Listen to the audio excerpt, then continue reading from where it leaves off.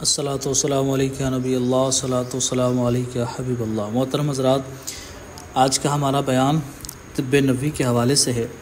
جس قدر تیزی کے ساتھ دنیا ترقی کے جانب بڑھ رہی ہے، اتنی ہی تیزی کے ساتھ بیماریاں بھی بڑھتی چلی جا رہی ہے۔ ایسی مہلک بیماریاں جن کا ہم نے کبھی نہ نام ہی نہیں سنا تھا، آج وہ بیماریاں وائرس کی صورت میں پوری آبادی اور شہروں کو اپنی لپیٹ میں لے رہی ہے۔ اس سے بڑھ کر حیرت کی بات یہ ہے کہ بالکل چھوٹی عمر میں heart attack, sugar, blood pressure اور گردوں کی بیماریاں بچوں میں نظر آنے لگی ہے۔ اس معاملے میں سب کو حیرت میں ڈال دیا ہے۔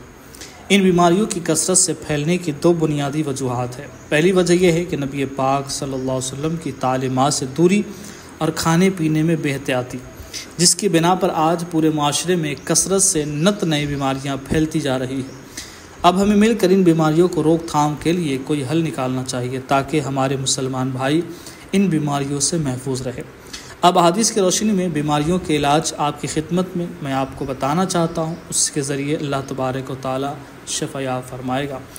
ابو داؤد شریف کی حدیث ہے، کتاب البیوع، حدیث نمبر 24 میں نقل ہے۔ حضرت ابو سعید خدری رضی اللہ تعالیٰ عنہ سے روایت ہے کہ نبی پاک صاحب الاولاق صلی اللہ علیہ وسلم نے کہ کچھ اصحاب ایک سفر میں تھے کہ وہ عرب کے قبیلے کے پاس اترے اور ان سے ضیافت کے لیے کہا تو انہوں نے مہمان نوازی سے انکار کر دیا۔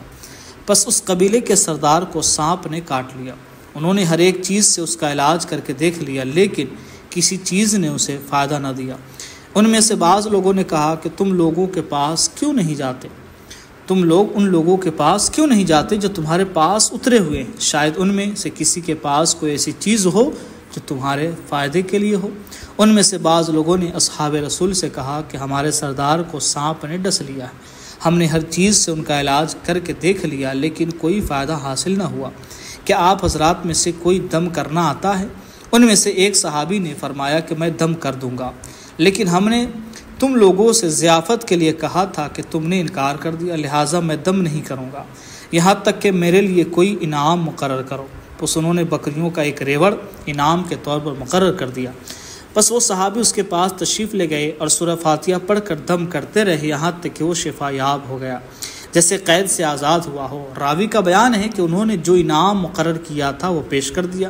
صحابہ کرام نے کہا کہ اس انعام کو تقسیم کر لے۔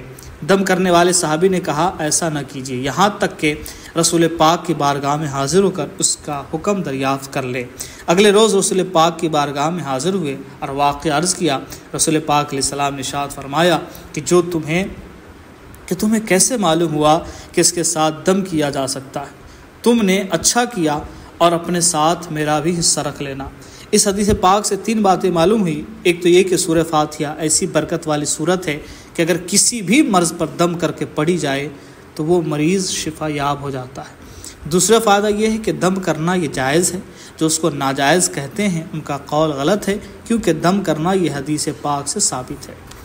تیسری بات یہ معلوم ہوئی کہ دم کرنے والے اور تعویذ دینے پر اجرت یعنی پیسہ لینا یہ جائز ہے، کیونکہ اگر دم پر اجرت ناجائز ہوتی تو نبی پاک علیہ السلام اپنے اصحاب کو منع فرما دیتے۔ اسی طریقے سے ترمذی شریف کی حدیث پاک ہے، حضرت ابو سعید خدری رضی اللہ تعالیٰ عنہ سے روایت ہے، نبی پاک علیہ السلام نے ارشاد فرمایا کہ کھانے کی اول اور آخر میں نمکین کھا لیا کرو، یعنی نمک چکھا کرو، اس سے 70 بیماریاں دور ہوتی۔ سبحان اللہ۔ معلوم ہوا کہ کھانا ہر مسلمان کھاتا ہے، تھوڑا کھائے یا زیادہ، بس تھوڑی سی توجہ کی ضرورت ہے۔ کھانے کے شروع میں نمک تھوڑا کھائے۔ بعض لوگ روٹی بھی نمک کا استعمال کرتے ہیں، چاول میں بھی نمک استعمال ہوتا ہے، اور ہر ابتدا میں روٹی تھوڑی سی کھا لی اور آخر میں بھی روٹی تھوڑی سی کھا لی تو 70 بیماریاں دور ہو جائے گی۔ آدمی کتنا ہی غریب ہو، نمک جیسی نعمت تو ہر گھر میں موجود ہوتا ہے، لیکن اگر کھانے سے پہلے تھوڑا سا نمک چاٹ لے اور آخر میں تھوڑا سا نمک چاٹ لے تو اللہ کے رسول علیہ السلام کے قول کے مطابق 70 بیماریوں سے ہمیں نجات مل جائے گی۔ اس طریقے سے بہت ساری حدیث پاک کے روشنی میں بیان کیا جاتا ہے۔ انشاءاللہ تبارک و تعالی دوسرے ایپیسوڈ میں آپ کو اس کا کچھ نسخہ بتایا جائے گا۔ بسم اللہ الرحمن